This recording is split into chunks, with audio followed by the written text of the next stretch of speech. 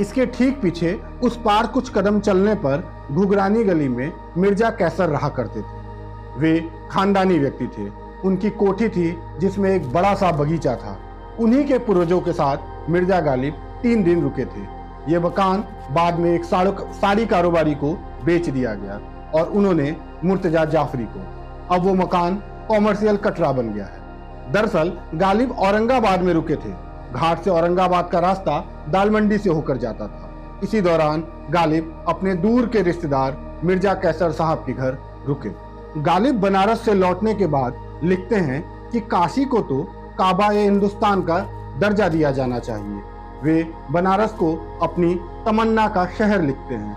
बनारस में 3 दिन रुकने की योजना थी, लेकिन वे पूरे 1 महीने रुके। गालिब के लौटने के बाद इस जगह को कूचे गालिब कहा जाने लगा था और फिर इसे घुघरानी गली कहा जाने लगा। गालिब ने गौहर जान के कोठे का भी जिक्र किया है। गालिब लिखते हैं कि रात की जुल्फें खुल रही थी, लोगों की आमद रफ्त ज्यादा हो गई थी, रक्स और मौसीकी का नशा छाया हुआ था। कोठे की सजावट देखकर महल का धोखा हुआ, लगा जैसे बहिश्त का दरवाजा खुल गया हो। आहिस्ता आहिस्ता गौहर जान सधे कदमों से महफिल में दाखिल हुई। गजल शुरू हुई। गौहर नई नई परत खोलने लगी। गजलों के बाद जो रंग गौहर जान ने ठुमरी का दिखाया तो लखनऊ वालों की महफिल बेरंग नजर आने लगी।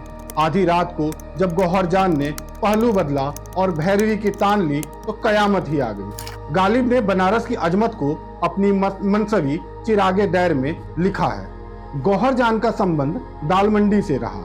उनकी गायकी के लोग गजब के दीवाने थे। उनका असली नाम एजेलिना था।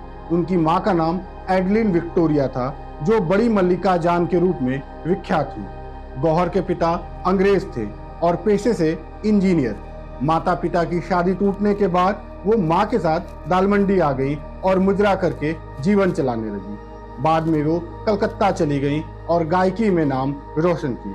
गौहर जान को ग्रामोफोन गर्ल भी कहा जाता था, क्योंकि ग्रामोफोन आने के बाद पहला गाना उन्होंने ही रिकॉर्ड किया था।